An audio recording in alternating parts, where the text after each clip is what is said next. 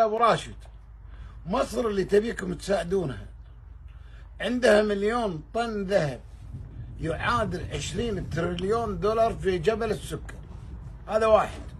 اثنين، اكتشاف غاز في حقل نرجس واحد شركة إيني الإيطالية في البحر الأبيض المتوسط مقابل السواحل المصرية خلال أيام راح يشتغل.